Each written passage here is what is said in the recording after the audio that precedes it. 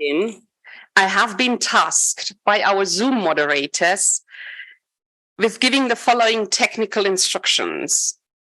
As announced previously, this is a hybrid meeting, and we must admit that the registrations for the event went far beyond our expectations. Therefore, we kindly ask you, and here I'm looking now to the ones present in the room, not to log in to the Zoom webinar, to not overload the system here in the university. We will later have a quiz where you will be asked to use your phones to answer some questions on Slido, and the instructions will follow then. And I would also like to point out that due to the high number of registrations and some last-minute additions to the program, we had to change the format from a Zoom meeting into a webinar, as we are expecting to have less time left at the end for all the presentations. For the original foreseen Q&A session with all the participants on site and online, we have decided to use written questions in the Zoom webinar. The idea is to collect all your questions in writing, group identical ones into theme blocks, and then redirect them to the speakers or groups in question, and then we collate all the answers into a Q&A document, which will be sent out to all the registered participants after the event. We think that this is a more efficient solution than trying to answer as many questions as possible in a very short time, and in the end, having to leave a lot of questions unanswered and having to rush everyone. So please, if you have any questions during any of the presentations, don't hesitate to post them via Zoom and indicate your name and mail address. You might ask now, what happens if anyone wants to ask a question here in the room? As I just said to the ones here in the room to not log on into the Zoom webinar. Well, long live the good old-fashioned way. We have provided a box here on the table, pens, notepads, and if after that session you have any question and you don't manage to find an answer during the networking part later or the breakout sessions, then you can always leave us a note, and we do the same with these written questions as we are going to do with the ones from the Zoom webinar. We collate them together in the Q&A document. Then another observation for the ones here present in the room. Our colleague, Fernando Hoyos, is our cameraman for today, and he has installed a video camera over there. So please be aware, don't trip over the tripod. We also have some bolts here on the floor. We have marked them. So please be aware that nobody trips over anything. And we also have our colleagues from the social media committee here. They are taking some pictures and they are doing live tweeting. And we have our photographer, Horst Wagner. He's over there. So don't be surprised if they come along your way, and most important, smile. And then one last information, this time for the remotely connected participants. We will be changing the format of the Zoom event from a webinar into a meeting with several breakout sessions after the break. So you will also get ample opportunity to intervene, to ask questions, and to participate. And that is why we have sent out 2 links, one for the webinar and one for the Zoom meeting in the second part after the break. So now concerning the language regime, during this first part of the event, we are working with 2 active booths. They are up here.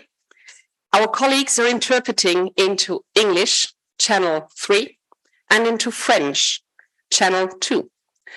And we have our colleagues from the AIIC Sign Language Network. They are connected remotely. They are working into international sign language. We have captions on as well. So a big thank you and applause already to all the colleagues who have volunteered to be our interpreters for today's event.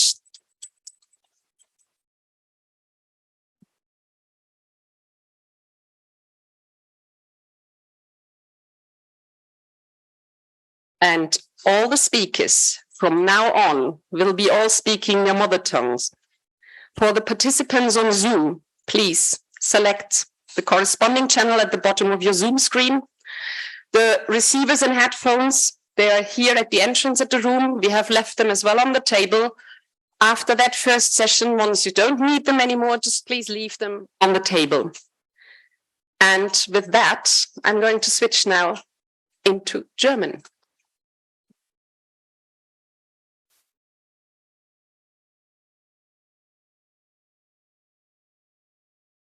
No panic, I wait.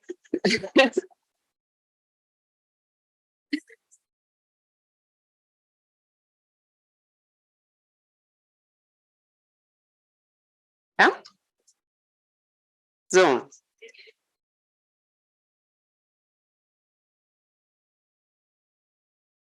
Nachdem jetzt hoffentlich alle technischen Fragen erst einmal geklärt sind und mich auch hoffentlich jeder in seiner gewünschten Sprache hören kann, können wir unseren Outreach-Event auch offiziell eröffnen.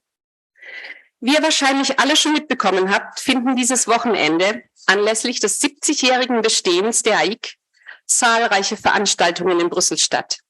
Im Moment findet auch noch eine weitere Parallelveranstaltung statt und heute Nachmittag gibt es auch noch eine weitere Veranstaltung, alle hier in der Universität.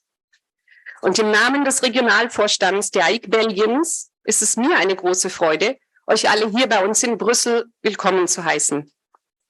Diese Veranstaltung war zunächst einmal als ein rein regionaler Outreach-Event geplant. Aber aufgrund der Umstände, 70 Jahre AIIC, mehrere Veranstaltungen und gleichzeitig auch die jährlichen Sitzungen des Exekutivausschusses und des Beirats, des Advisory Boards hier in Brüssel, ist daraus dann ein internationaler Outreach-Event geworden. Ein großes Treffen, an dem neben Kolleginnen und Kollegen von unseren Teams aus der Region, auch die von den verschiedenen AIIC-Arbeitsgruppen auf internationaler Ebene mitwirken werden. Und wichtig ist uns vor allem der Austausch. Der Austausch zwischen Kolleginnen und Kollegen, die schon etwas mehr Erfahrung gesammelt haben, Berufsanfängern, Studierenden, Lehrbeauftragten, aber auch der Austausch zwischen Berufsverbänden aus unterschiedlichen Ländern und den verschiedenen Regionalverbänden der AIIC. Und darum wird es vor allem im zweiten Teil der Veranstaltung heute gehen. Der erste Teil ist als eine große Vorstellungsrunde geplant, bei der ich das Wort an die Vertreter der verschiedenen Teams und Arbeitsgruppen auf regionaler und internationaler Ebene weitergeben werde. Und um Verwirrung zu vermeiden, vielleicht noch eine Erklärung vorweg. Die AIIC ist ein internationaler Verband. Das heißt, es ist auf den ersten Blick und leider manchmal auch auf den zweiten nicht immer ganz einfach, den Überblick darüber zu bekommen, wer ist, wer was macht und vor allem auf welcher Ebene. Wichtig ist dabei vor allem folgende Unterscheidung. Zum einen gibt es die verschiedenen AIIC-Regionen mit ihren jeweiligen Strukturen und Regionalvorständen.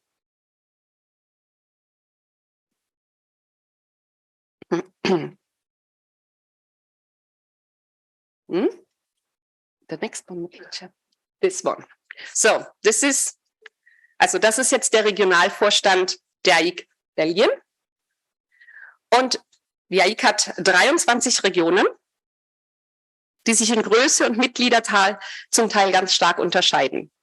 Das ist jetzt unser Regionalvorstand, der in Frankreich, Deutschland, UK, Ireland, Mexiko, die sehen vielleicht etwas anders aus, strukturiert, größenmäßig, zahlenmäßig, kann ganz unterschiedlich sein. Und abgesehen von den Regionalvorständen und den Regionen gibt es zum anderen dann noch die internationale Ebene. Und da gibt es einige zentrale Organe und Arbeitsgruppen und einige davon, die werden auch Sektoren genannt. Und zu Gast seid ihr heute bei der Region AIIC Belgien. Wir sind eine der 4 größten Regionen in der AIIC international, was die Mitgliederzahl angeht. Und eine Besonderheit unserer Region besteht darin, dass wir neben einem großen Privatmarkt auch einen großen institutionellen Markt haben und sich die Entwicklungen auf beiden Märkten gegenseitig beeinflussen. Und zu Gast haben wir dieses Jahr bei uns ausnahmsweise aber auch 2 zentrale AIIC-Organe, die üblicherweise jedes Jahr im Juli ihre Sitzungen abhalten. Und anlässlich des 70-jährigen Jubiläums der AIIC wurden diese Sitzungen dieses Jahr nach Brüssel verlegt.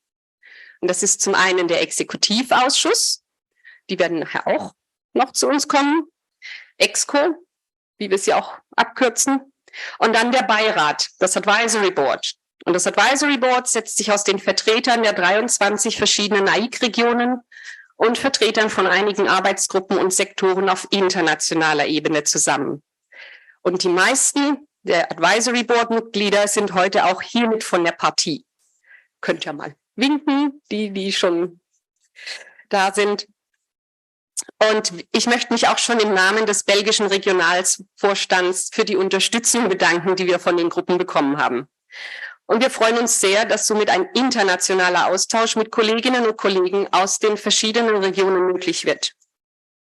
Bevor wir aber zu den verschiedenen Präsentationen kommen, möchte ich mich bei unseren eigentlichen Gastgebern bedanken, der Universität KU Leuven, die uns freundlicherweise die Räumlichkeiten und die Konferenztechnik zur Verfügung gestellt hat.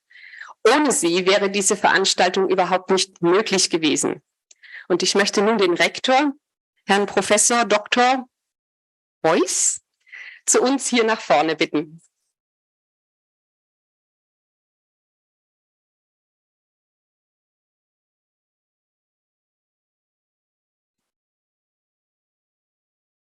Een bijzonder ook goede morgen iedereen.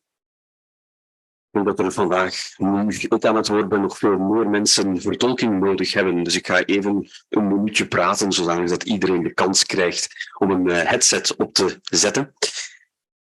70 jaar AIIC. Het is me wat. 70 jaar is een ongelooflijke leeftijd. Als je terugblikt, 70 jaar geleden, ik denk niet dat er ook maar iemand hier in de zaal is die erbij was bij de inauguratie van AIIC toen. Ik ga proberen om zeer respectvol te zijn. Een 70-jarige is wijs. Een 70-jarige heeft ervaring. Maar deze 70-jarige is tegelijkertijd ook nog heel erg een puber.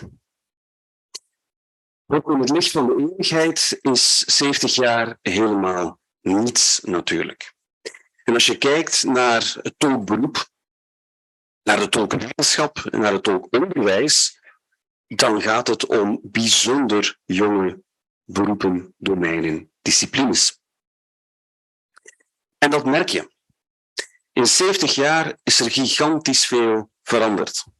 In de jaren 50 vond men het nodig om zich te verenigen, om precies een gezicht te geven aan dat beroep, om structuur te geven, om ondersteuning te bieden. Dat is wat vandaag nog altijd gebeurt. Ook als universiteit hebben we een hele weg afgelegd. Eigenlijk relatief vroeg na het bewustzijn, het groeiende bewustzijn dat tolken een echt beroep is, dat je daar moet voor opgeleid worden, zijn universiteiten hier in Vlaanderen bijvoorbeeld op de kar gesprongen. De oudste opleiding, waartoe de onze ook behoort, dateren uit de jaren 1960. Dus die zijn ook al behoorlijk oud. De basis is dezelfde gebleven. Je moet goed zijn in consecutief tolken, je moet goed zijn in simultaan tolken en je moet een goed moreel-ethisch kompas hebben. Dat is zowat de basis. Maar tegelijkertijd is er ook bijzonder veel veranderd. Waarom? Omdat alles met elkaar samenhangt, natuurlijk. Het onderwijs dat gericht is op een heel specifiek werkvelddomein moet zich ook enten op de veranderingen in dat domein. En die lijken enkele decennia lang behoorlijk rempeloos te zijn geweest. Maar de laatste, pakweg 2 decennia, zijn decennia geweest van revolutie, zeg maar. Vandaar ook dat sommigen vandaag zich wat angstig weten over wat de toekomst brengen zal. Niet alleen het denkbeeld dat je geen tolken meer zullen nodig hebben op een bepaald moment, omdat we allemaal een chip ingeplant zullen krijgen die ons automatisch laat vertalen en met elkaar praten. Het is een doembeeld, geloof mij. Maar evengoed, als je minder aan doemdenken doet, als je kijkt naar wat de technologie ons allemaal te bieden heeft, dan maakt het de job van tolk soms ook niet enkel makkelijker, maar soms ook veel ingewikkelder. Hoe kun je daarmee omgaan? Dat is iets wat wij onze studenten vandaag moeten bijbrengen. En we doen dat niet alleen op basis van de ervaringen uit het veld, maar evengoed op basis van de ervaringen uit onderzoek. Maar wat is een belangrijke evolutie? Toen onze opleidingen begonnen in de jaren 1960, werd er heel weinig aan onderzoek gedaan naar tolken. En dat is best wel bijzonder. Sterker nog, heel veel lesgevers in de opleidingen tolken zijn decennia lang gerecruiteerd uit opleidingen taalkunde en literatuurwetenschap. Niet uit vertaalwetenschap of, laat staan, tolkwetenschap. Een doctoraat in de tolkwetenschap hier in Vlaanderen bijvoorbeeld is nog maar 10, 15 jaar oud. Jong, zeg maar. Dus ja, dit is nog in vele opzichten een puber. Maar een puber die heel snel leert. Want als je ziet naar het soort van integratie dat we ondertussen hebben kunnen bewerkstelligen tussen onderwijs en onderzoek, telkens ook geïnformeerd door de noden van op het terrein, van in het werkveld, dan zie je dat we daar met rassenschreden zijn vooruitgegaan.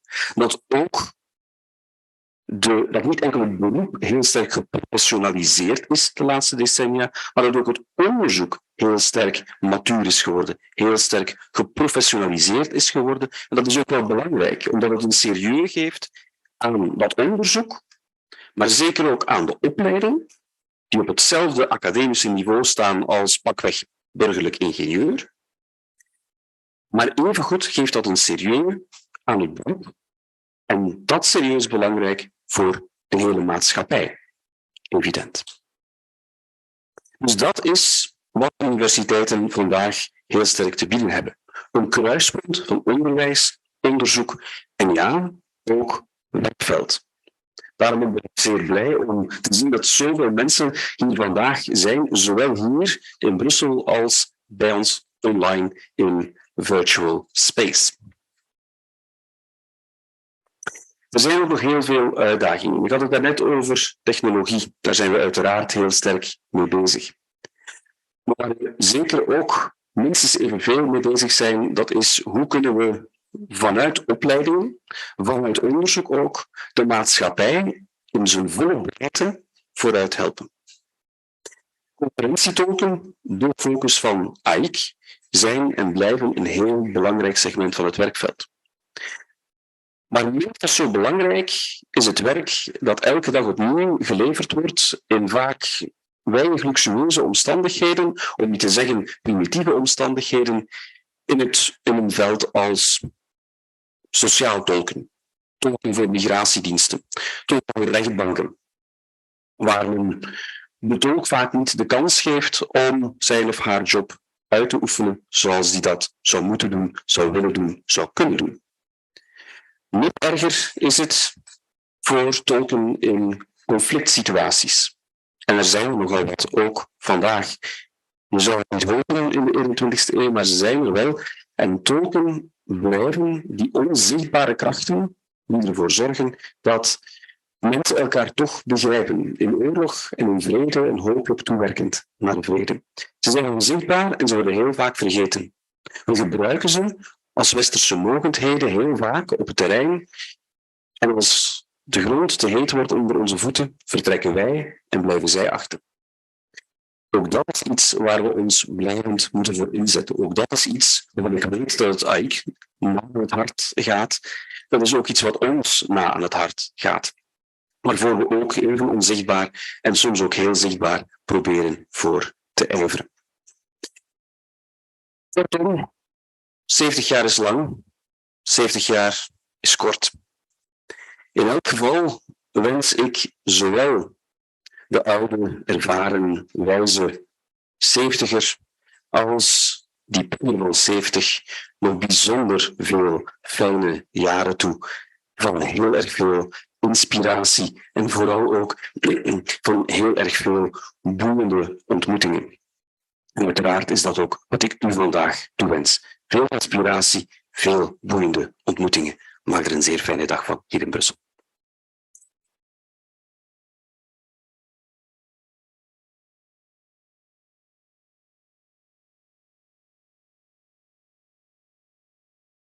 Vielen, vielen Dank. Weiter geht es nun mit Chris de Guichot-Fortis, dem Koordinator unseres Netzwerks der Lehrbeauftragten, die an Hochschulen angehende Dolmetscherinnen und Dolmetscher unterrichten, abgekürzt BAND. Chris. I'll be speaking what passes for English, but it won't be comprehensible. I do feel for my poor students or poor ex-students up there in the booth. For once, I get to inflict the pain rather than feel it. I'm going to try and speak slowly, but I'm not very good at that. Why are you laughing, Thomas? So, thank you for being here. It's wonderful to see so many people here. Because this is an event which has taken a lot of effort on the part of AIIC Belgium. Not myself, I did nothing at all.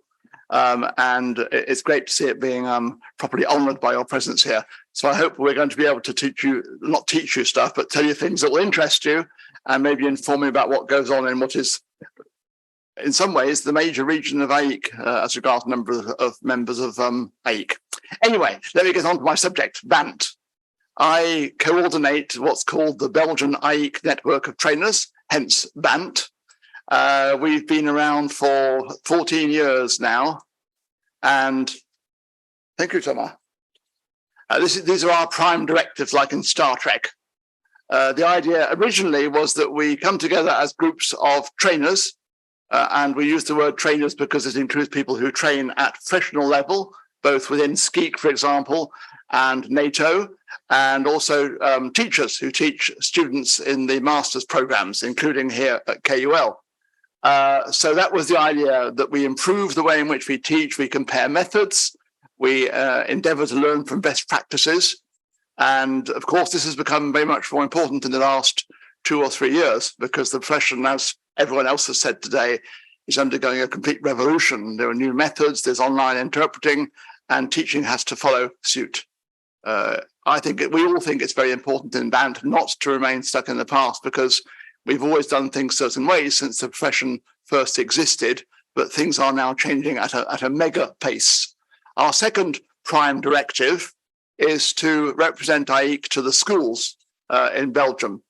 Now, Belgium is fairly well equipped in interpreting schools, both in the Flemish-speaking and the French-speaking regions, and we have a presence in all those schools, either by direct teaching or by having members of the teaching staff within BANT, and we meet regularly. The idea also is that we reach out and we try and be a welcoming face of AIIC to young people who are about to enter the profession, of whom there are quite a few here today who are in the second year of their master's programs, or in a single year if they do a postgraduate program such as they have here at the KUL.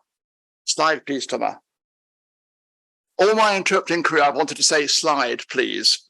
So I never get to do that, so I'm going to do it again. Slide, please. No, I didn't. I'm just practicing.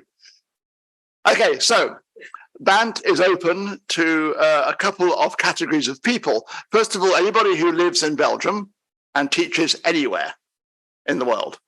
So I also would like any of the people here who do teach and who fit these categories to come and join us, because we'd love to have new people in BANT.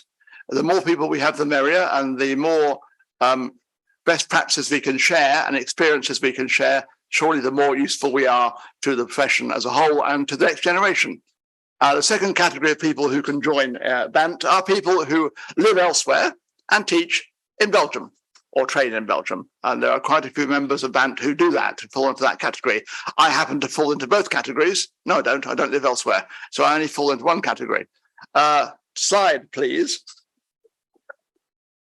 You should try it sometime. It's a feeling of power. If you speak afterwards to the people in the booth, they will explain to you that I am speaking extremely slowly by my standards. I'm often used as a test. Do you really speak English? If you can understand, Chris, you obviously do. So these are the main tasks. Well, it's not a task. These are the main things that we do in the world of interpreting. Every year, you may or may not know that Belgian AIIC awards a prize to. There are some prize winners in this room here today. I can see them. To the best interpreting student of the year. One student from the Flemish-speaking schools and one from the French-speaking schools. Now, you may think that all we do is take the highest marks, but not at all, because as you all know better than I do, being an interpreter is about much more than just interpreting. That's the easy bit. Being an interpreter involves so much more, and the set of criteria which we have in our prize give pride of place to collegiality, professionalism, honesty, reliability, decency, etc. We take it more or less for granted that the schools will not put forward candidates who can't actually interpret. So we try and give pride of place to those qualities. And we sit in a judging panel every year. And this year we'll soon be making our decisions about this year's candidates. The prize winners receive a couple of AIIC mentors, one from the Vega network, which they'll be talking about later, and one from BANT, a mentor to help them move smoothly into the profession. We also run the AIIC Belgian Student Outreach event, which happens once a year. We have held the event in this room here a couple of times. And again, many thanks to the KUL and to the Dean, whose name I can't pronounce properly, so I will not even try, because Dutch is too complicated for me. So the outreach day is a bit like this, but destined specifically to students who are in the last year of their master's programs, or in a single year if it's a postgraduate program. And we try and present AIIC in all its facets. CACL helps us out. Many thanks to Leo, who is here somewhere, who usually comes and speaks. Not CACL, that's Vega. And we also have members of CACL who come and present CACL. And we try and give a holistic view of what AIIC actually means and the fact that we're nice people. You weren't meant to laugh at that. I was meant anyway. And our last job is that we organize these best practice seminars so members of BANT can teach better. Because believe you me, if you don't teach, there's a lot going on in the teaching world. There are people who are eminent teachers in this room. Yes, Cammy, I'm looking at you. And they will testify to the fact that teaching is undergoing a massive revolution. We have to keep up. Slide, please. So again, our main functions, we organize exchanges so we can sit in our colleagues' classes. Nothing is more humbling for a teacher than to see other people doing it so much better than you do. And it really, really helps. It's also I think it shows that there's openness among the schools to reach out to people who are in some ways working for the competitors, sleeping with the enemy. And so I think we've overcome those barriers. We also work a lot with Vega. Vega is a very dynamic presence in Belgium, and they'll talk about that later, because we both offer mentors, and we sort of hand people over. The baton goes from BANT, while people are at school, to Vega when they leave school and start their first steps in the profession. We're also a contact point, of course, with all the French and Dutch-speaking schools in Belgium, Belgium being very well equipped with interpreting schools. Slide, please. I can't read that one. Right. This is the prize. Allow me to read my slide, as apparently you're supposed to do. It is AIIC's desire to reach out in a constructive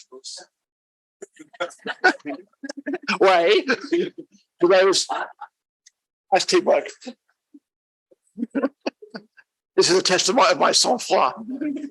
To those entering the profession, and thus to promote the professional and ethical values and standards which are guarantors of both the excellence and the flourishing of conference interpretation in an ever-changing professional environment. It's also the desire of AIIC through the prize program to foster an increasingly comprehensive and relevant match between what young graduates can offer the profession and the demands of today's conference interpreting markets. The prize consists of the awarding of a mentor, 1 year's free pre-candidacy, 3 years. I can't remember now. Is it 3 or 1?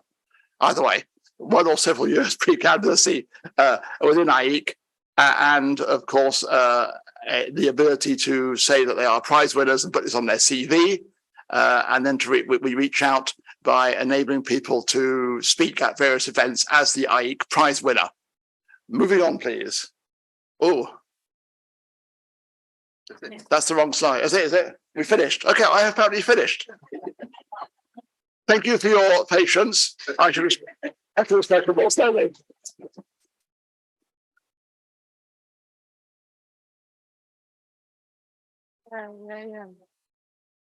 Vielen Dank, Chris. Nahtlos weiter mit Leo Hailong Liu, der uns über die Arbeit von Vega berichten wird. Chris hat es ja gerade auch schon angesprochen. Er ist Koordinator des AIIC Outreach Netzwerk auf internationaler Ebene und er vertritt im Advisory Board die Region Asien-Pazifik. Und direkt im Anschluss an Leo wird Giuditta Formici die Arbeit unseres Mentoring-Programms für Berufsanfänger hier in Belgien vorstellen. Please. Good morning. I'll say a few sentences in English first to get the interpreters into gear. And I promise this is the only thing that I say English, except for probably slide, please. Okay. As promised, as to embrace what AIIC is standing for, multilingualism, I will be now switching into my mother tongue, Chinese. 各位早上好。我看一下，好像这不是我的正确的幻灯片啊，应该这是一个美食的什么菜单什么的。Okay, are we sure we're on the right slides? Okay. Because it looks like I'm going to make a gastronomic speech. Okay. That'll be a good one. Yes, correct. Okay, there we go. 这是正确的幻灯片。好，yes, that's correct. Okay, and slide please. 我们其实大家刚才都听到了，我所代表的 AIIC 的机构呢叫做 Vega，它是在我们机构里面负责外展或者外联的这样的一个组织。我们平常的工作其实就是做这样的演讲活动，我们会做很多次，每年都会做很多次。但是我想大家可以把今天的活动呢看作是一个每年我们做的演讲、做的活动的一个迷你版缩小版。这样的话，可能有一个更加直观的了解所以我们并不是在谈我们在做什么，其实就是在真正的表现我们在做什么。Right, please. 大家可能会奇怪为什么会有 Vega 这个名字。其实 Vega 之前的写法呢是大写 VEGA 4个大写字母，但是我们会觉得这样它看起来像一个缩写词，但其实 Vega 我们想表达的意思是什么？它在这个中文里面的意思呢就是这个天琴座这个星座里面最亮的一颗星叫织女星，那织女星就是 Vega。我们想用这个概念表达一个什么样的道理呢？就是说其实所有的口译员，特别是在座的各位年轻议员，你们的存在就正像一颗冉冉升起的新星，所以我们选了这个名字所以从去年开始呢，我们就把这个缩写改成了 V大写字母，然后 EGA 小写字母，这样大家更了解它的意思。这是我们 Vega 的所有成员，但很多成员其实已经不在我们的组织了，但是为了这个图片做得好看比较整齐，我们还是保留在这儿。但是我确信他们对于自己的工作，包括指导下一代的年轻议员的这种热情是绝对没有变化的。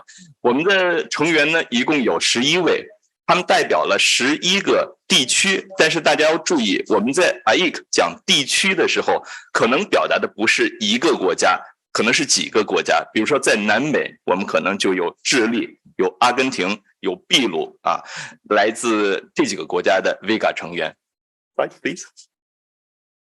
这是我们的愿景和这个怎么说呢？是我们的愿景和一个期望吧。其实我们不用去读里面这些细节的文字，我想让大家记住2个词，一个就是外展或者外联，我们英文说的 outreach， 另外呢就是 mentoring， 这是我们最主要做的2件事情。外展活动就像今天这样，我们会在很多的活动上发言，有些活动是我们受到大学邀请去独立主办的活动，有些活动呢是在其他活动当中有一个演讲的环节，我们可以讲10分钟、5分钟，就像今天的这样，或者说像刚才 Chris 讲的Bound 的活动一样，我们会有自己的一个演讲环节，讲我们在做什么。然后另一部分呢就是 mentoring，虽然 mentoring 导师项目并不是在所有的国家都开展，大家知道 AIIC 就像世界各个国家一样，有大有小，大家的人力资源也不一样，可能不是每个区域都像比利时区有这么多丰富的人力资源，所以我们没办法在每个区去推广1对1的导师项目。但是很幸运的是，现在导师项目在比利时开展的如火如荼，它在德国、在法国也会即将推出。那未来我们也会考虑推出全球的导师项目。这样的话，让一位口译员，一位未来的口译员，在从口译专业毕业开始，再到进入市场之间，每一步都有人照顾。就像我们经常在AIIC所讲的，要给大家一个完整的译员发展之路 （interpret journey）。好 ，next slide please。大家如果扫描这个二维码的话，可以看到我们 Vega 的页面。在不久之前呢，我们是把所有关于 Vega 的页面呢都翻译成了10种语言，因为我们觉得自己是一个对外的部门，所以呢，虽然大家都是语言工作者，可能都懂1种甚至更多的外语，但我们觉得用大家的母语呈现，能够给各位一个亲和的状态，让我们更好的了解让大家更好的了解我们在做些什么。所以大家有空的话，可以去上面逛一逛。我可以说呢，这是可能现在最完整的一个口译员所需的资料包。如果大家刚刚毕业，或者说刚刚踏入口译的职场，这里面肯定有不少丰富的资料可以为您所用。我们的工作还包括和其他的 AIIC 组织联系，比如说我们会跟 CACO 合作，也就是AIIC 负责入会及语言分类的委员会，我们会和他们合作，解决有志成为AIIC 成员的各位口译员在工作当中在成为会员的过程当中遇到的各种困难当然其他的我刚才已经讲了，包括我们会举行外展活动，会举行导师项目等等。Next slide, please. 给大家看一些我们之前活动的图片，这是在土耳其的伊斯坦布尔的一所大学里面的活动。Next slide, please. 这是在这个哥伦比亚的波哥大南美洲。Next slide, please. 这在德国大家看到我们的很多活动，其实就像今天一样，也是在大学里面举行的。Next slide, please. 这是在意大利的弗利。还是一所大学里面。Next slide, please. 我们的活动呢，其实也不仅仅限于大学教室。如果说我们的 Vega 成员他所在的地方正好是一个机构的所在地，比如说在纽约的联合国总部，我们也会利用这样的机会带学生在他们以后实际会工作的场所去亲身体验工作的状态，这样也是一个非常好的教育学习过程。Slide, please. 大家也能够想到，在过去3年的疫情当中，我们没办法举行那么多线下现场的活动，但是我们的活动也不能停止这是我们在中国举行的一次线上的活动。我想说，其实过去3年的疫情虽然给大家带来了不少压力，但是我们要看到它好的一面，也就是说疫情和 Zoom 的会议也许可以让我们触及一些之前触及不到的对象和市场。那这就是我们第一次在中国去开展 Vega 的活动，这是在广州那很高兴告诉大家，前不久呢，我们又去了一次这所大学那时候活动就已经变成了现场，不再是网络上的活动了。Next slide, please. Thank you. 大家可能都看过这些 Benoit Cliquet所创作的漫画，我想大家在昨天的AIIC70周年庆祝晚宴里面也都看到了这些画面。我们经常用这个画面作为 Vega 演讲的开始。我想这张图呢，很好的代表了我们第一次进入同传箱的状态。我们的这种压力可能来自于同传工作本身，也可能来自于旁边的搭档或者你的前辈。它的存在或者说它流畅的翻译就是一种压力，因为你会担心自己翻译的没有那么流畅。Next slide, please. 在进入同传箱的时候，我们可能第一天会是这样的感受，里面的一切都让我们觉得胆战心惊，觉得我们是一个被压倒的状态，觉得里面的东西呢都会把自己吞噬掉，好像我们显得那么的渺小。Next slide, please. 但是在150天之后顺便说一下，150天就是要加入 AIIC 所需的入会标准的工作经验。在150天之后，你自己呢就觉得成长了。看待同传箱里面的一切，看到同传箱里面的工作的时候，并不是一个紧张的状态，当然也不是一个凌驾于它上面的状态，是一种放松、从容，你觉得自己可以胜任这份工作这样的一种状态。Next slide, please.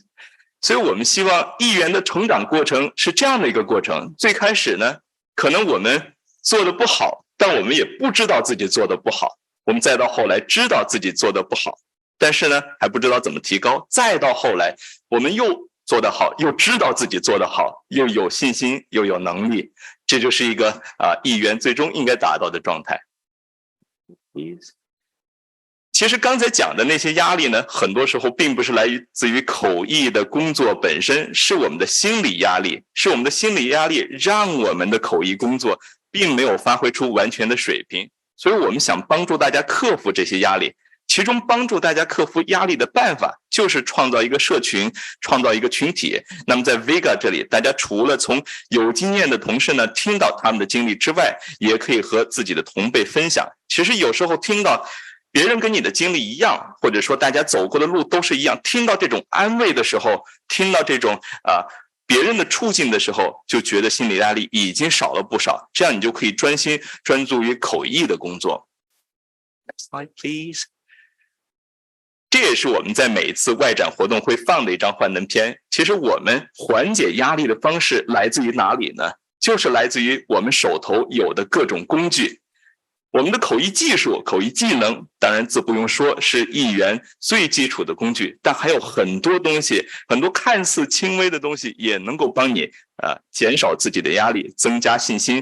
比如说穿着得体一点，说话大方一点，或者说展现出自信，这些都有利于在口译工作当中克服压力。Next slide, please. 我们希望呢，大家以后在工作当中能够做到这么一种状态。我们 Vega 的目标其实可以用这么几个关键词来概括。我希望大家呢，在以后不管是成熟的议员也好，还是即将入行的议员也好，都能够做到分享价值，互相去学习，互相帮助不断的去鼓励他人，同时呢，也把口译的最佳实践运用到自己每一天的工作当中。我想这也是AIIC代表的价值。由于时间关系，我们在这里没办法给大家呈现Vega 全部活动的内容。那我刚才给大家的可能只是一个是可以说是一个 sneak peek view。我们在这里可以给大家一个迷你版本。我们等会儿还会分成几个讨论小组，大家知道会讨论各种各样的话题，包括导师，包括机构的口译，包括口译科技的应用等等。到时候如果大家对于 Vega 有特别问题，我们也可以在分组讨论环节为各位解答。这是我们在社交媒体上的账号，大家可以在 Facebook 和 Twitter 上面关注我们。如果对于 Vega 的工作，或者说对于 AIIC 的工作有什么具体的问题的话，也欢迎大家给我们写邮件vega@aiic.org。 好的。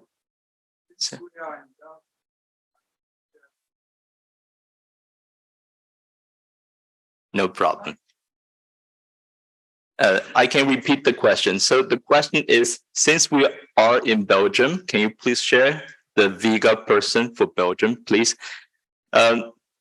其实我们想说，比利时呢是 AIIC 最大的区域，或者说最大的区域之一。那么对于比利时区，我们的 Vega 项目呢，它其实并不是由一个人在管理的。现在主要是负责导师项目，有3位同事，我们有 Judita， 有 Andrea and Machen， 3位同事是负责Vega 导师项目的。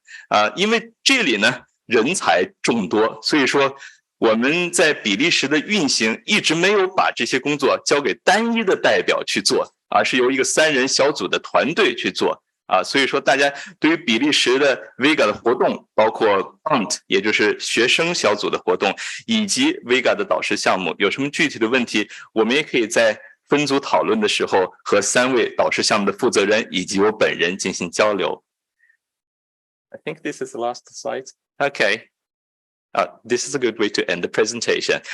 这是我们在比利时导师项目的不少精彩瞬间。可能从左上角到右下角这个顺序去看的话，就是从导师项目的开始一直到结束。那右下角的这个照片，是最近拍摄于前天晚上，所以这是1年的非常成功的导师项目的画上了一个完满的句号吧。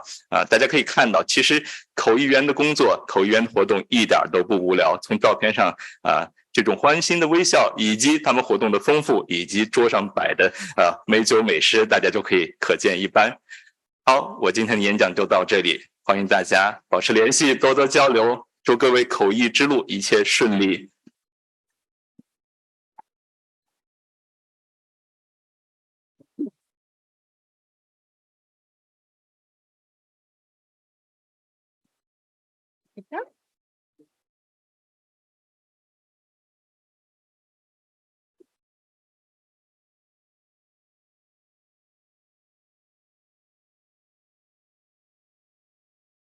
Hello everyone, my name is Giuditta Formichi. I will speak Italian, so if you want to put your headphones. Mi sentite? Tutti? Ok, perfetto. Allora, buongiorno, lo ripeto, il mio nome è Giuditta Formichi, lo ripeto perché non è facile. Sono una delle coordinatrici del programma di mentoring Vega per la regione Belgio. Vorrei iniziare innanzitutto parlando del programma. Il programma è arrivato alla sua 3ª edizione dopo 2 edizioni di grande successo. E innanzitutto vorrei spiegare cos'è il programma e come funziona. Dunque, si tratta di un programma di supporto per i nuovi arrivati in AIIC e sul mercato belga, ma possiamo dire che è anche un programma di scambio per entrambi i partecipanti al programma. L'iscrizione è aperta a tutti, membri e precandidati, ma solo per la regione Belgio al momento, e possono iscriversi e in questo modo diventare mentori o mentees. Non ho trovato una migliore traduzione in italiano, quindi mi scuso con la platea. Si possono quindi iscrivere e dopo la loro iscrizione le coppie vengono abbinate secondo vari criteri, tra questi la combinazione linguistica quando possibile, o altrimenti cerchiamo di combinarli secondo il mercato in cui sono maggiormente attivi, quindi principalmente per la regione Belgio i 2 mercati, quello istituzionale e quello privato. In seguito, quando le coppie sono state abbinate, la coppia sceglie come interagire, come impostare questa loro relazione di scambio. Il programma però non è soltanto questo, è un programma che inizia a settembre e si conclude a giugno, infatti si è appena concluso. Il programma propone anche degli incontri informali e degli webinar. Questi incontri informali sono degli incontri mensili che in genere facciamo in bar, come vedete nelle foto alle mie spalle, e questo ci permette di parlare, scambiarsi idee e per i membri di conoscere anche gli altri partecipanti del programma, con 2 grandi eventi, un primo evento di lancio e un evento di chiusura, e quest'anno l'evento si è tenuto il 29 di giugno, quindi come vedete si è appena concluso, vedete in basso la foto con noi coordinatori. Abbiamo poi organizzato 2 webinar, 2 seminari online, un primo webinar sul come muoversi, come orientarsi sul mercato privato, grazie alla collaborazione della nostra gentilissima e esperta collega Silvia Marlois.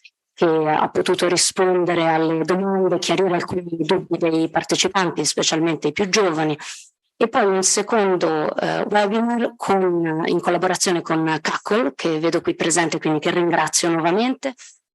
In questo webinar abbiamo spiegato meglio come procedere alla candidatura e come arrivare ad iscriversi e ad unirsi all'associazione.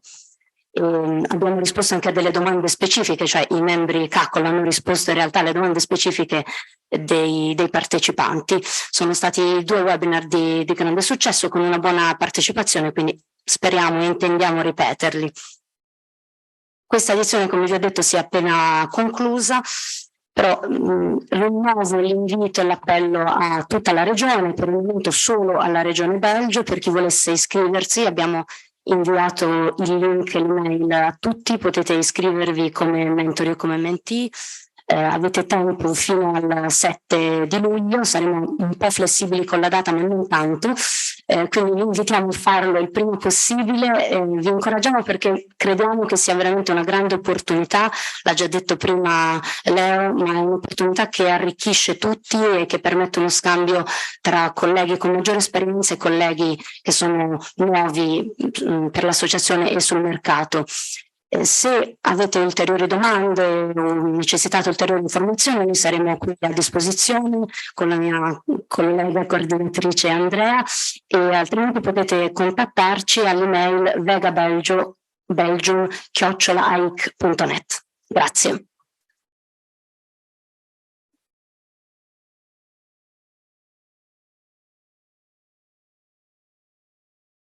Vielen Dank. Nachdem wir jetzt einiges über Outreach-Arbeit und Unterstützung von Berufsanfängern gehört haben, fragen sich jetzt vielleicht auch einige, wie man eigentlich bei der AIIC Mitglied werden kann. Und dazu möchte ich das Wort jetzt an unsere Kollegin Marjolaine Skande-Wadike von unserer Aufnahmekommission CACI geben. Bitte schön.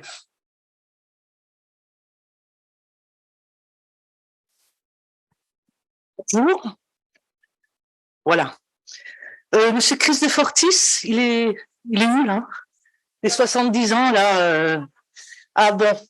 70 ans, oui, donc c'est un bel âge. J'y suis presque. Mais c'est un âge où quand on fait la fête la veille, le lendemain, c'est très difficile de se lever. Donc c'est vous qui allez travailler. Vous allez sortir vos téléphones et on va faire un petit quiz sur la CACEL au féminin. C'est la commission du... vous voyez, je suis fatiguée là. La commission d'admission et des admissions et du classement linguistique de l'AIC. La CACEL. Voilà. Et on va faire un petit quiz. Vous allez scanner à chaque fois le code QR pour répondre à la question, aux différentes questions qui vont vous être posées. Toute autre question sera posée lors de après, hein. Donc c'est juste un petit quiz pour détendre l'atmosphère. Voilà. Que fait la CACEL? Donc je vais parler français, vous l'avez en anglais.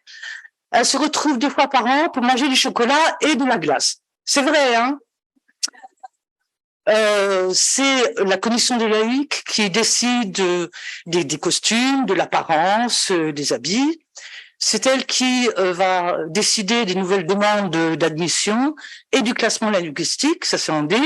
Pas d'idée. Vous avez 15 secondes pour répondre.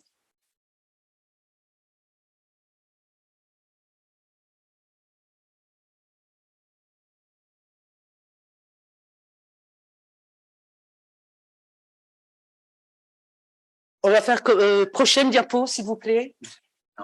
Génial.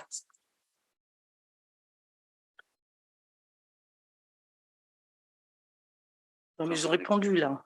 C'est bon? Tout le monde a répondu? On peut continuer?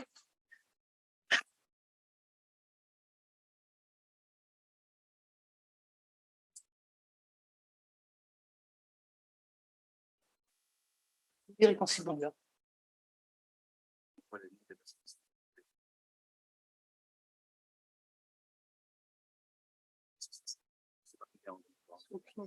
Vous avez vendu du nombre de participants? 265. Normalement, il y en a une centaine ici et il y avait 165 inscriptions. Et en fait, c'est pas les bon, à mon avis, dès qu'on arrive à une centaine. il donne un peu de temps. Et après, que les autres vont un peu de temps. Les autres, on a remboursé en même temps. Ah oui, pour les autres. Juste poser la question, oui, c'est ce qu'on est. Quand ils sont connectés, ils restent connectés jusqu'à donc là, on passera. D'ailleurs, restez connectés. Et... Voilà, ok, d'accord. Voilà. Ok. Vous restez connectés pour répondre plus rapidement aux questions suivantes. Alors, question numéro 2. Alors, on va d'abord donner la réponse, je crois. Pardon. D'abord donner la réponse. Et on va voir. Là, ils sont en train de voter. En train de voter. On va voir.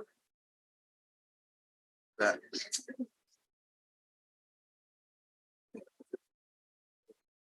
Accéléré. On en est à 53 votes. Je pense qu'on peut. Voilà. Bravo. Je constate quand même qu'il y a 14% des gens qui pensent qu'on est là pour manger du chocolat et de la glace. Hein. C'est vrai, mais bon, on ne fait pas que ça. OK. Donc, voilà la réponse. La CACEL, elle étudie les dossiers, les demandes d'admission et tranche. Quels sont les différents types de membres? Il y a différents statuts de membres à l'AIIC en général. Hein. Secrétaire exécutif, secrétaire exécutif adjoint, est-il membre de l'AIIC? Membre et pré-candidat à observateur ou membre suppléant, je ne sais pas. Allez-y.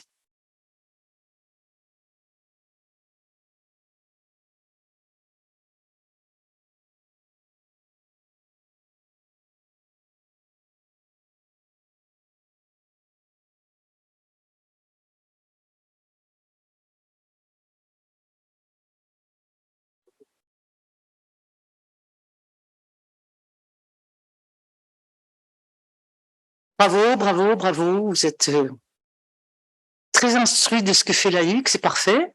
Donc, membre et pré-candidat. Super. Voilà, ça c'était la bonne réponse.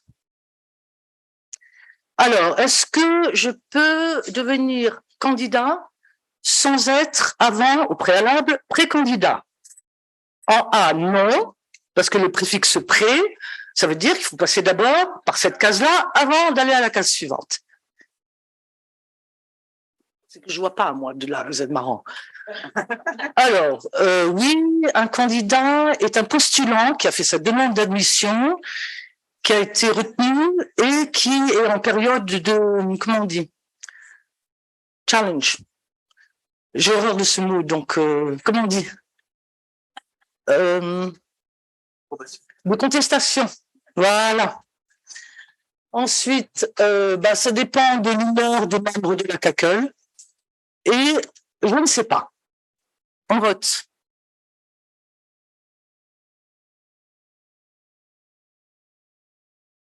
Eh ben voilà, c'est parfait. Tout à fait. Donc, un candidat est un postulant et il est en période de contestation. Hein. Quels sont les délais de dépôt de demande d'admission, soit en tant que membre à part entière ou en tant que pré-candidat? Le 1er janvier, 31 février, passe la réponse A. 1er janvier, 31 décembre en B. 31 mai, 30 novembre en C. Il n'y a pas de date butoir en D. Allez-y.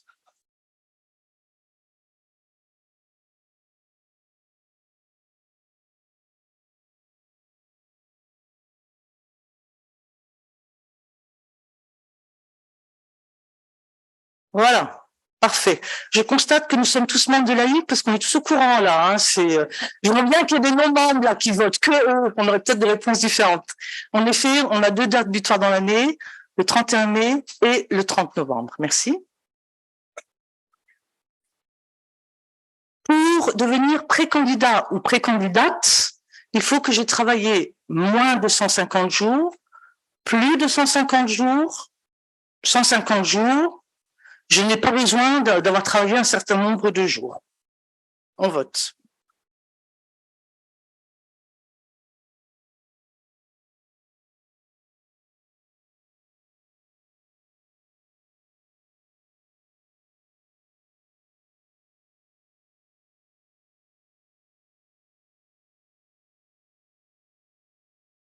Ah ben c'est très intéressant parce que vous êtes trompé.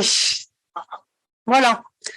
Donc, la bonne réponse, c'était moins de 150 jours.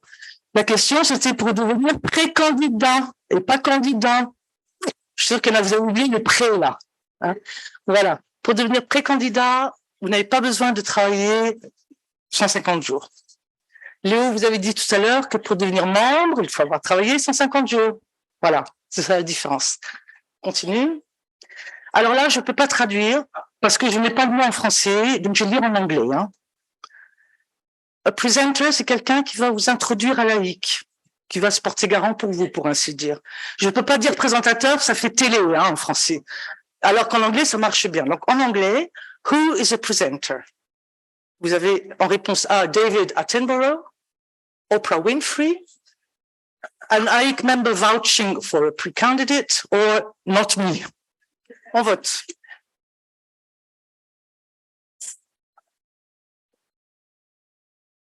Et les Français A, s'ils ont une idée lumineuse pour comment dire presenter, vous m'en ferez part, s'il vous plaît, parce que j'ai toujours pas trouvé. Voilà. Donc, vous avez la bonne réponse. Majorité a bien répondu. Donc, c'est un membre de l'AIIC qui se porte garant pour vous. OK? Maintenant, qui est le sponsor? C'est quelqu'un qui a beaucoup d'argent? Oui.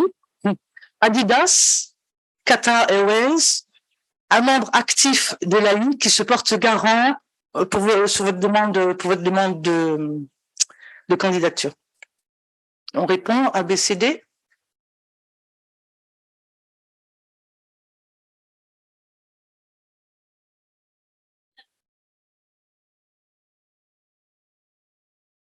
Voilà. Parfait. Il y a quand même des petits rigolos là dans la salle. Revenez en arrière là. Hein. Adidas, quelqu'un qui a de l'argent. Bon, ok. C'est un membre actif de l'AIIC donc.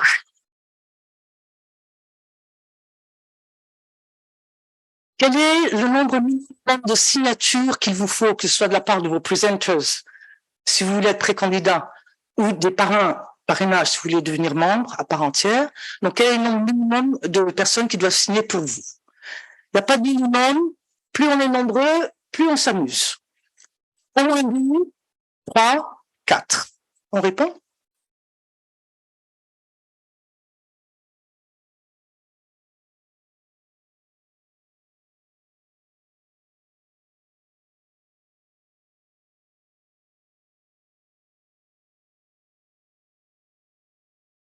Donc, la bonne réponse?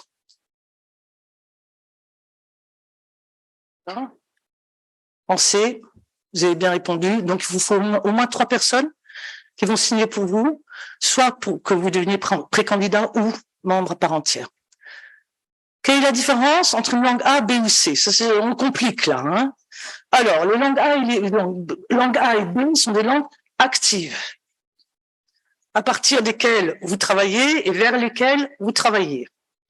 La langue C étant une langue passive, à partir de laquelle vous allez travailler.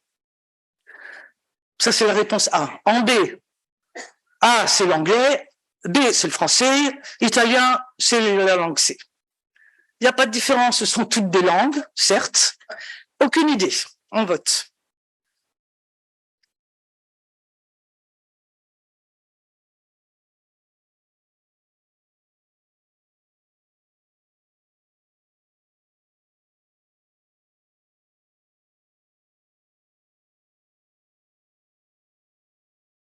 « 1% langue A, tiens, l'anglais, bien sûr, c'est la langue A.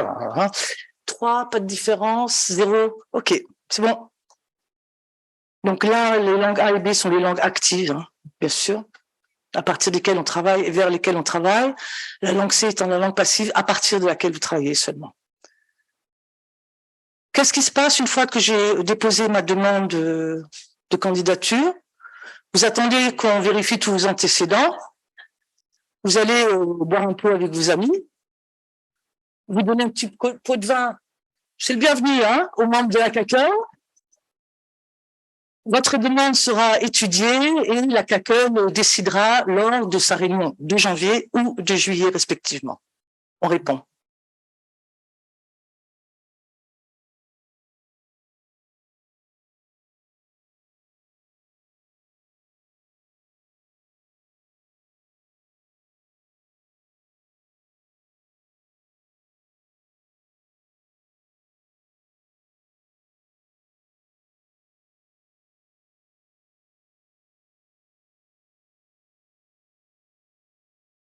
Alors, les réponses?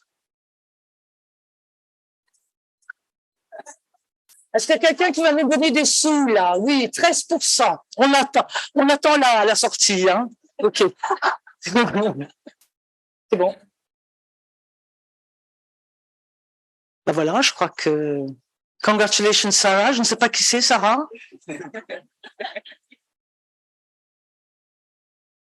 Voilà. Donc, votre demande d'admission sera examinée et la CACOL prendra ses décisions lors de sa réunion, soit de janvier, soit de juillet, selon le cas. Et voilà le lien. J'encourage nos collègues, même les collègues de mon âge, membres de l'AIIC, depuis longtemps, de lire de temps en temps les textes, parce que les interprètes ne lisent pas. Je ne sais pas si vous savez. Donc, s'il vous plaît, c'est bien de se rafraîchir la mémoire, même si vous êtes ancien membre de l'AIIC, de bien connaître les textes, c'est important quand même. Merci beaucoup. Question après.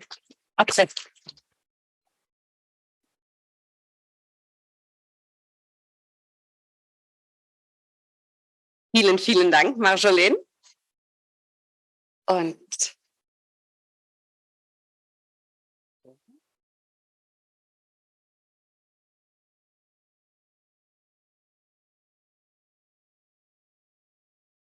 ja? Okay.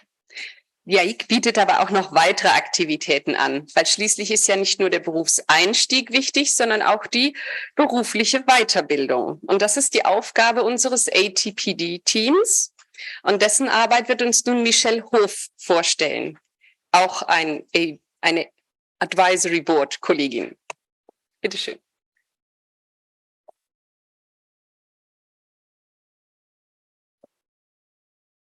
Thank you very much. It's so nice to see so many familiar faces, but it's also really, really nice to see some new faces here, because this is an outreach event and we really like to bring new people in who maybe aren't part of the AIIC family yet. So, and hopefully soon will be. Next slide, please, I guess I get to say. So as you can see, ice cream is not only something that's enjoyed by CACL, but it's also something that we tend to enjoy at ATPD. Yeah, not quite yet. So not next slide, please. So I've been told I have about 5 minutes and I have about 5 slides. So this is going to go quite quickly. I intentionally put the picture of the waffle on the first slide to remind myself to thank AIIC Belgium. In particular, yes, huge round of applause.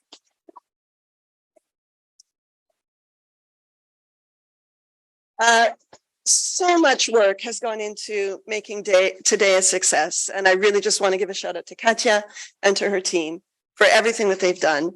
Also, thank you for providing the interpretation, including the sign language interpretation.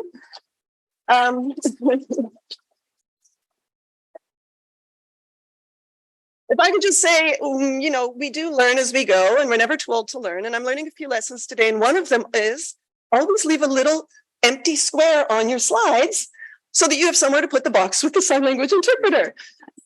So yes, note to self for the next set of slides that I make, okay? Next slide, please. So I'm here to speak to you about ATPD, that's AIIC Training and Professional Development. It's not just me, it's actually all of these colleagues here. We are a global team. We are a small team, but we are intentionally global. We have representation from all 4 corners, 5 continents, whatever you want to call it. Here with me in the room today, I have my wonderful colleague, Hilda Tejada, who's on the list here. She's coming all the way from Mexico City. Just raise your hand, yeah.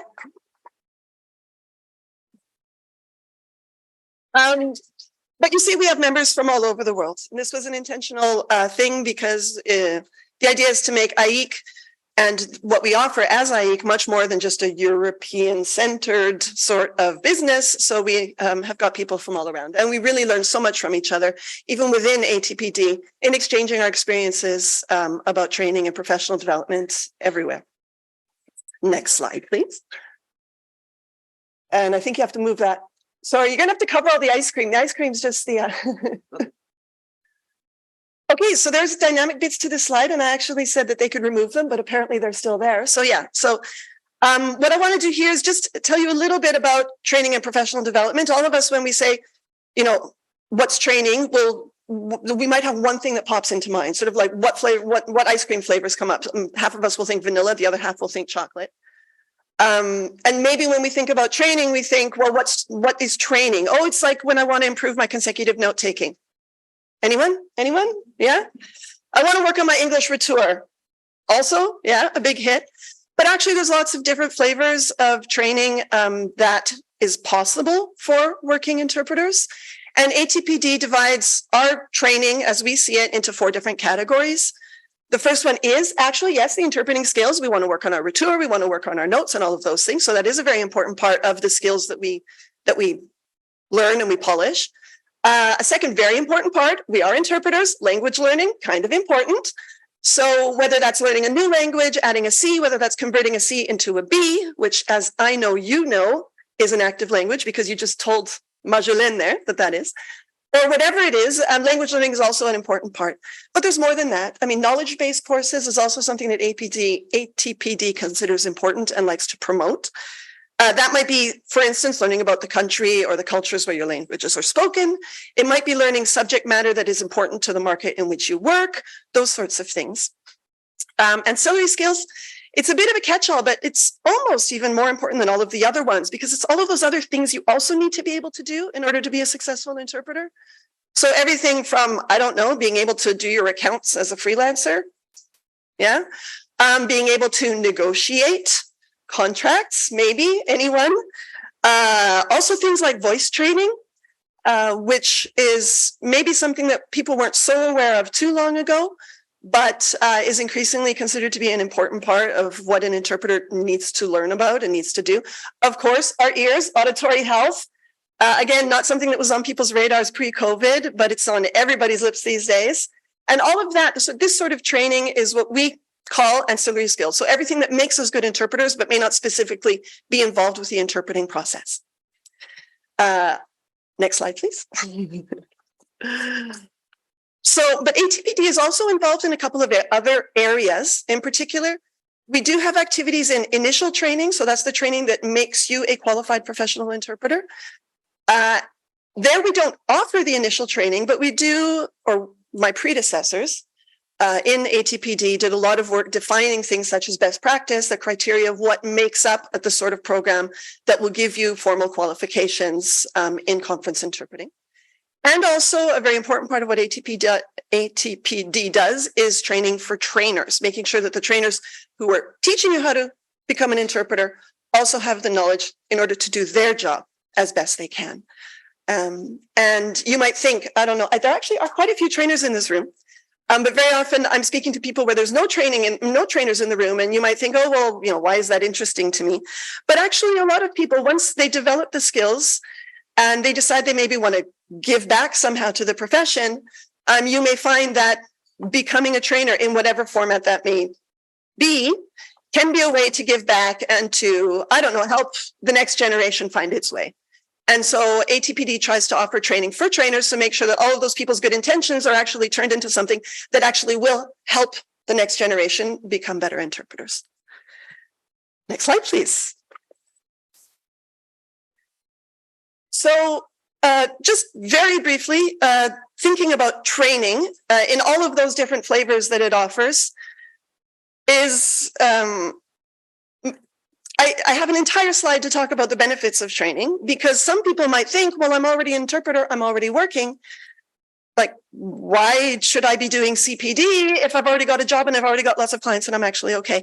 But there are really so many other benefits, more than just, you know, getting those skills and getting that job.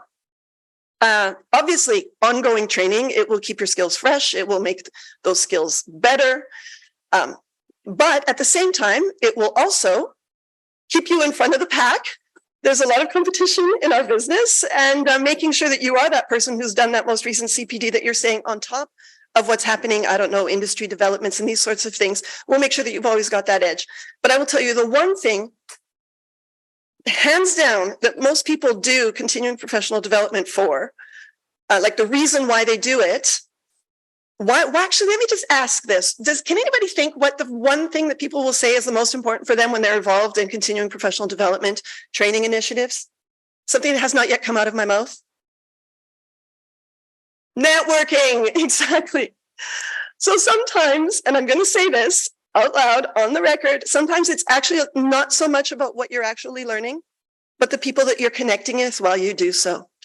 So, I mean, I think today is maybe a perfect example of that because there's so many interesting people in this room. You're going to get to know each other. There's also so many, and let me just say hi to all of those who are connecting online. I've been teaching online for many years, even pre-COVID, and it's wonderful to see the parallel conversations that go on while you're trying to teach something, and then it turns out that they're actually having this wonderful chat in the chat box at the same time.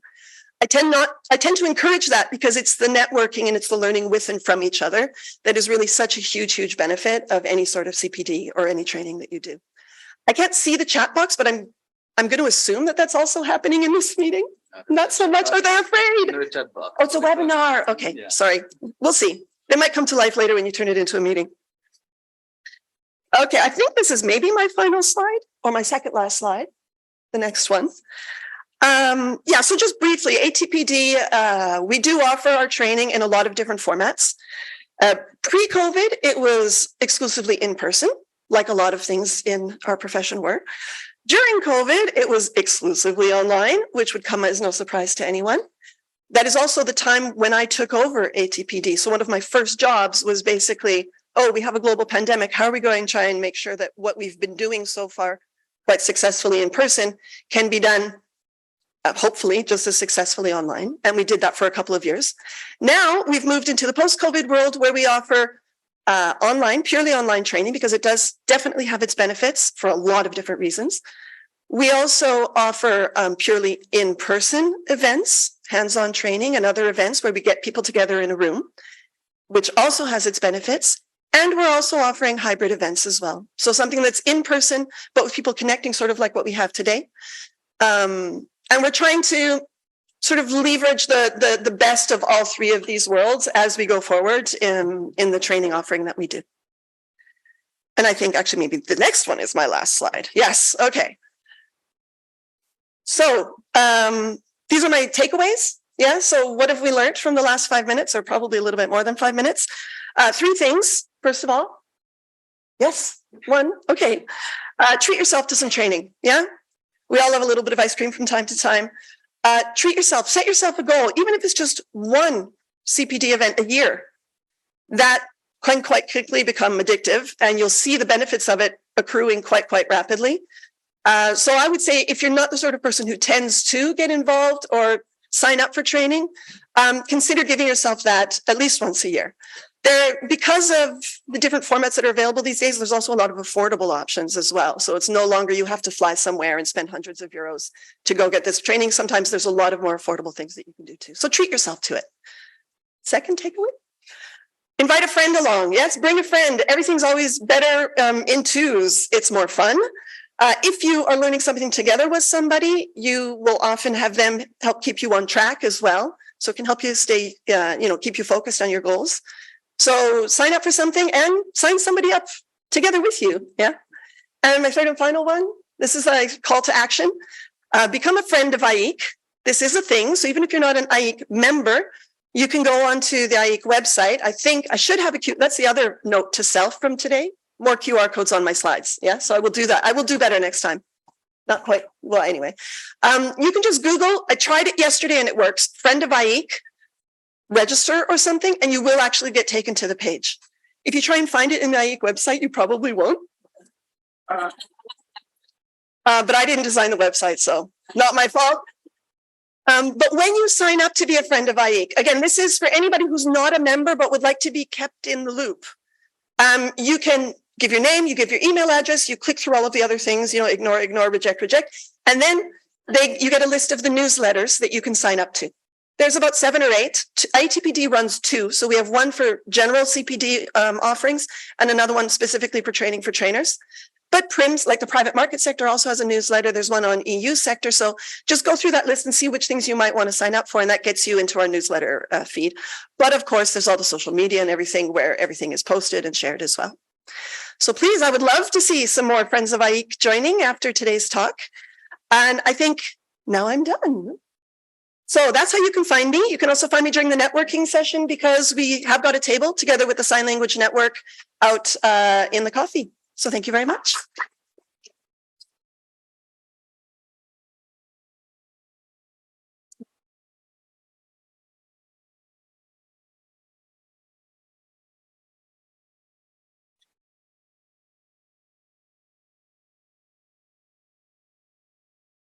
Okay.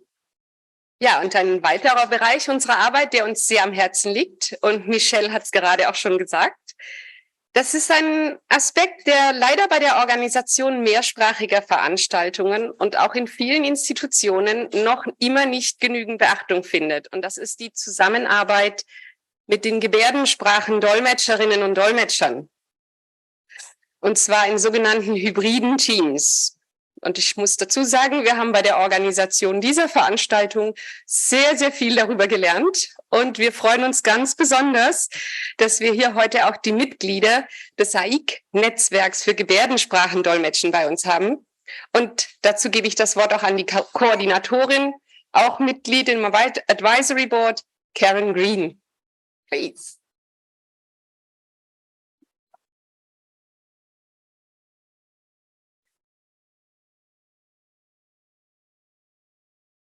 Thank you. I feel like I'm missing out. I have no slides to say next slide, please.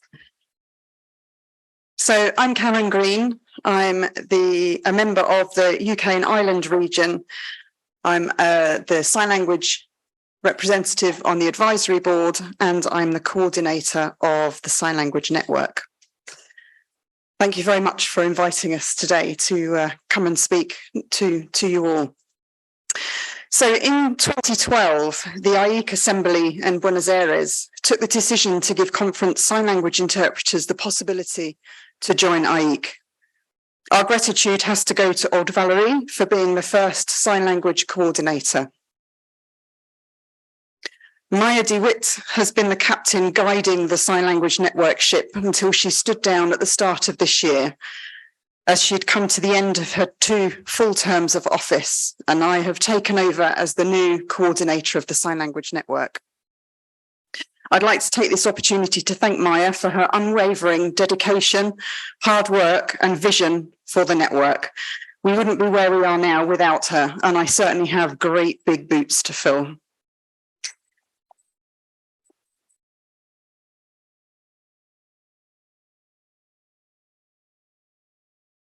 So since 2012, we now have a total of 16 sign languages around the world within our network.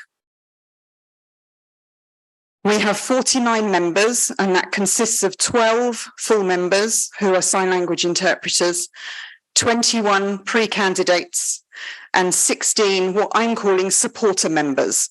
And so by supporter, I mean they are AIIC members, who are spoken language interpreters, and they're part of the Sign Language Network as they're keen to be allies to sign language interpreters. They may work alongside and with sign language interpreters at various events, or they may even train them if they're trainers of interpreters. So thank you so much for all of you who have chosen to be allies of the Sign Language Network and come on board. So we have a steering group of 5 members. There's myself, I'm the new coordinator. We've got Oliver Poulier, who's the treasurer, Robert Skinner, who's communications, Duny Francois, and Chloe Chenetier. Apologies for pronouncing names wrongly. We also have some subcommittees, subgroups, within the committee looking at various work such as communications, ISO, and the agreement sector. We decided there was so much work that it was unfair to have the responsibility on just a few members of the Sign Language Network. So we've spread that responsibility out. So as members of AIIC over the last 10 years, we've substantially improved the status and recognition of conference sign language interpreters. And we're proud to say that in many countries, we are on par with our spoken language colleagues in both the institutions and the private market. So thank you. However, in other countries, there is still work to do. This is where you, as AIIC members, can be effective allies for us if you know of sign language interpreter colleagues who are struggling to be recognised as equal interpreters as spoken language interpreters. Sign language interpreters, also a sign language network, is represented in various AIIC committees, such as the Advisory Board, TFDI, Training and Professional Development, Research and Health, and ISA. The recognition within AIIC has supported the recognition of sign languages around the world. So thank you. We are still, the deaf community are still fighting to get their languages recognised within their own countries. So this is ongoing work for the deaf communities around the world. We've developed a landing page within the AIIC website that has various documents and guidance that maybe you'll find useful and helpful within your work. Or if you have clients that are struggling to understand how to provide sign language interpreters effectively, have a look on those landing pages. We have representatives of the Sign Language Network attending EFSLI, which is the European Forum of Sign Language Interpreters. They're meeting in Greece this year. And WASLI, the World Association of Sign Language Interpreters, and they're meeting in Korea next week. So we have representatives going to those meetings. I believe there are 2 representatives here today of the Sign Language Network, and they're attending South Korea. They're going to WASLI for us, so thank you. So looking forward, or looking back, first of all, we've done a huge amount of work, and we still need to look forward. I'm aware that we are very Eurocentric, with the majority of our members being within Europe. I would like to increase our membership, and we'll start to look at how we can include and attract members from regions that probably don't have English or French within their language combinations. The South Americas is one example of this, with many countries being Spanish or Portuguese speaking without English or French within their combinations. I'd also look at our representation and diversity of the global majority. There are many colleagues who are able and eligible to join, but do not see it as an organisation for them. So this needs to change. So they do see it as an organisation that they would like to be a part of and join. So we're looking forward. Thank you very much.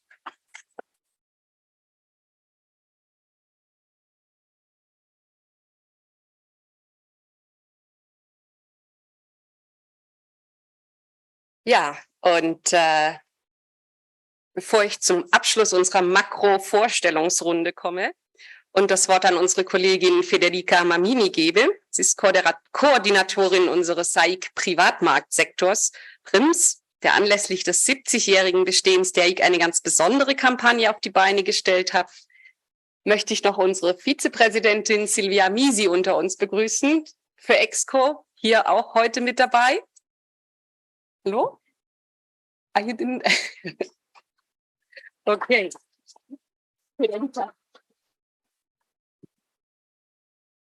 Buongiorno a tutti, se non erro verrò interpretata da un uomo oggi, da un mio collega. Non vi preoccupate, non cambia molto dato il tono molto basso della mia voce, quindi sarete assolutamente soddisfatti. Io sono Federica Mamini, sono la coordinatrice del PRIMS, acronimo che sta per settore mercato privato dell'AIIC e rappresenta tutto il mercato privato in tutte le regioni dove AIIC è presente, quindi siamo un settore molto molto grande. Con me oggi ci sono altri due membri del comitato direttivo, Anna Pleite. Alzati Anna, a me non ti vedono? No, vabbè. E Veronica Perez Guarnieri, quindi no, di fronte. Ci sono anche Leire Carbonella dagli Stati Uniti e Olivia Caish dal Brasile. Il nostro lavoro per lo più si incentra al momento nel nostro mandato sulla collaborazione con i cosiddetti PCO, che sono gli organizzatori di eventi, e l'industria dell'organizzazione di eventi, che sono sostanzialmente potenziali clienti di interpreti di conferenza freelance. Quest'anno abbiamo deciso, per festeggiare il compleanno dell'AIIC, di lanciare una campagna e adesso vi racconterò un po' di che cosa si tratta.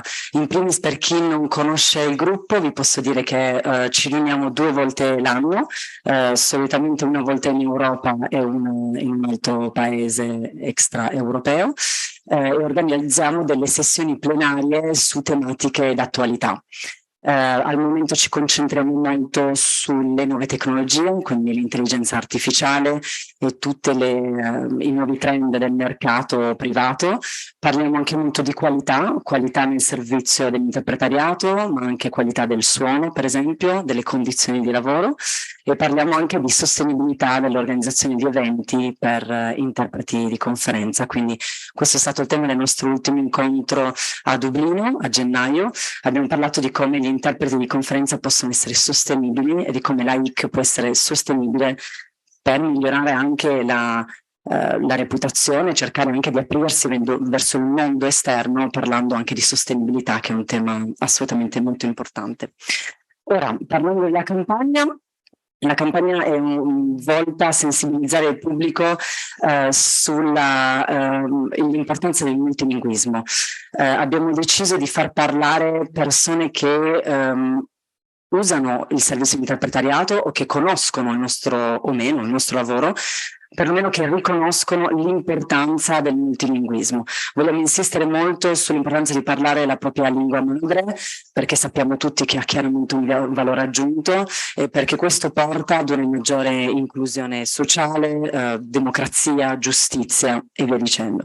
Ed è per questo che abbiamo selezionato diversi oratori di alto livello, da ambasciatori a magistrati a scrittori, politici, per poter fare un'intervista con loro e capire secondo loro in che modo il multilinguismo facilita e aiuta il loro lavoro e soprattutto il risultato delle loro riunioni, e in che modo gli interpreti possono essere anche un veicolo per garantire questo multilinguismo e questa comunicazione multilinguistica.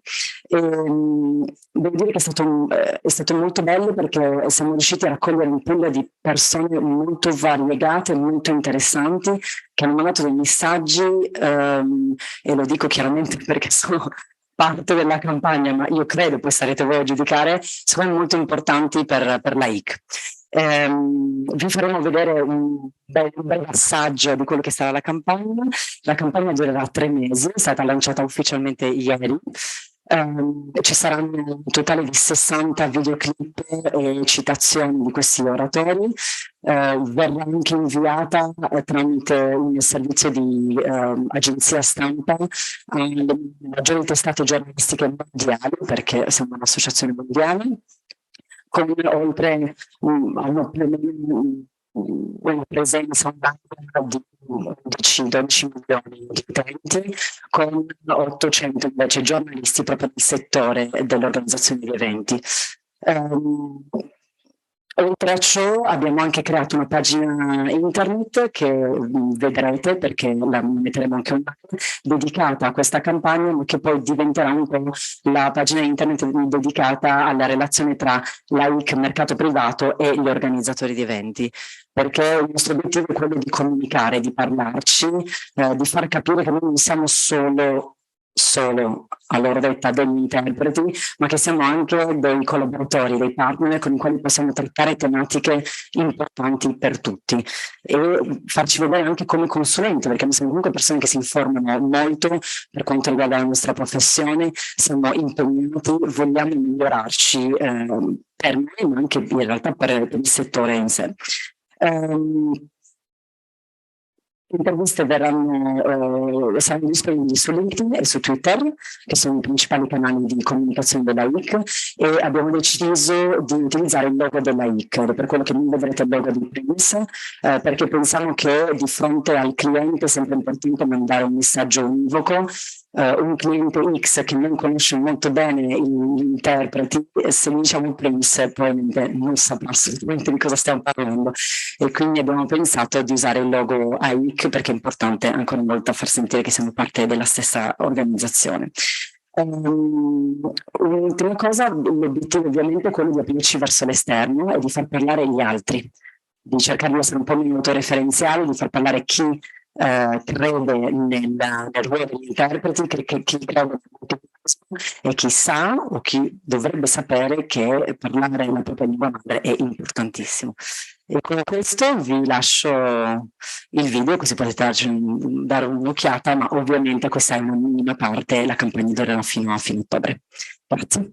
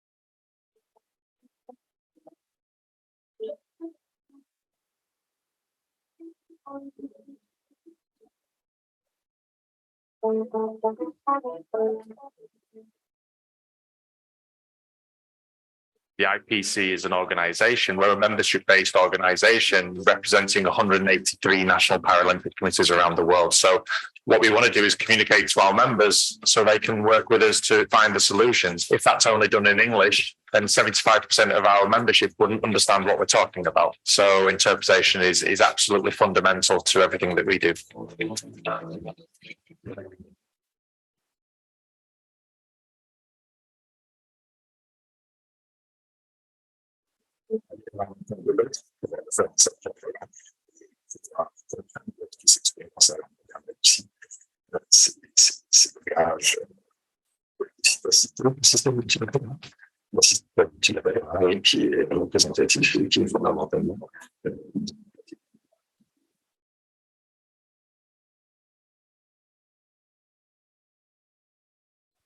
Inclusive is a stronger, and that means that everyone can participate no matter what language they speak.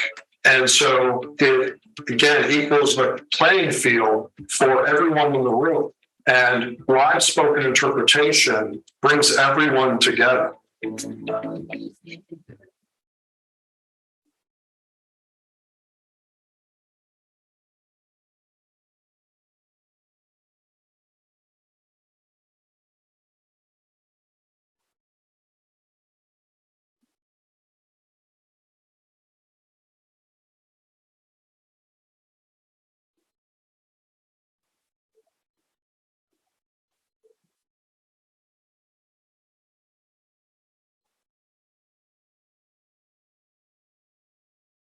It's okay.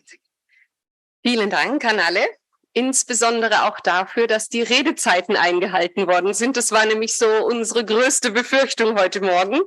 Und wir haben es geschafft, in einigermaßen der vorgesehenen Zeit fertig zu werden. Und ich hatte auch schon zu Beginn angekündigt, dass wir das Format aufgrund der unerwartet hohen Teilnehmerzahl etwas umstellen mussten. Wie versprochen, werden wir die Fragen sammeln und zur Beantwortung an die jeweiligen Gruppen weiterleiten. Das Frage- und Antwortdokument wird dann im Nachgang zusammen auch mit den Präsentationen an die Teilnehmer verschickt werden. Für diejenigen hier im Saal, es geht jetzt weiter mit einer Networking-Kaffeepause. Wir haben vor dem Saal mehrere Tische, an denen ihr dann auch eure Fragen direkt an die jeweiligen Vertreter der Gruppen richten könnt.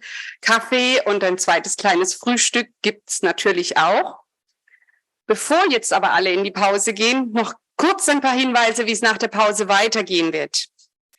Geplant, can you just show the next one, please? Geplant sind nämlich von 11:45 Uhr bis 13:45 Uhr noch 3 Breakout-Sessions. Wir haben dafür 3 verschiedene Räume. Die jeweiligen Themen sieht man jetzt noch hier auf der Leinwand. Wir haben sie aber auch an die jeweiligen Türen der Räume gehängt, wo jeder Raum ist. Wir haben es ausgeschildert, Pfeile. Es sind auch viele Freiwillige da, denen ich übrigens danken möchte. Wir haben so viele Helfer, das ist einfach unglaublich. Wir helfen den Leuten gerne, sich in der Uni zurechtzufinden, dass auch jeder wirklich in den richtigen Breakout-Room kommt. Es kann auch zwischen den Breakout-Sessions hin und her gewechselt werden, je nach Interesse, je nachdem. Und die Remote-Teilnehmer, die bitte ich um 11:45 Uhr den zweiten Zoom-Link zu benutzen und sich dann in das Zoom-Meeting einzuloggen. Weil dann können auch die Remote-Teilnehmer zwischen den verschiedenen Breakout-Sessions hin und her wechseln. Geplant ist so ungefähr, dass man alle halbe Stunde mal auch in einen anderen Raum schaut, falls Interesse besteht. Die Moderatoren in den verschiedenen Breakout-Sessions, die werden jeweils auch von einem Zoom-Moderator begleitet. Und dann kommen auch die remote zugeschalteten Teilnehmerinnen und Teilnehmer zu Wort. Während der Breakout-Sessions wird keine Verdolmetschung angeboten. Es kann Englisch und Französisch gesprochen werden. Wir gehen davon aus, dass alle passiv oder aktiv eine dieser beiden Sprachen ausreichend beherrschen. Wir werden in den Breakout-Rooms die Caption-Funktion im Zoom auf Englisch einschalten.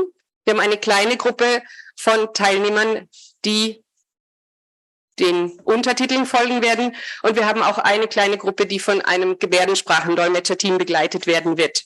Deswegen bitten wir auch alle dann um entsprechend Geduld und Disziplin, dass die Moderatorenteams die Debatten in den hybriden Breakout-Sessions auch mit einer großen Teilnehmerzahl einigermaßen im Griff behalten können.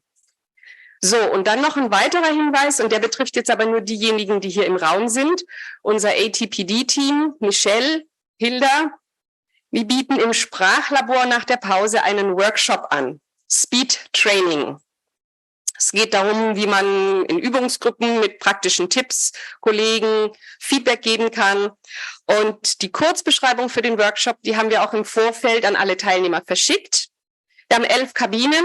Geplant sind 3 Sitzungen, jeweils 30 Minuten. Wir brauchen immer ein bisschen Zeit, um die Gruppe dann durchzuwechseln.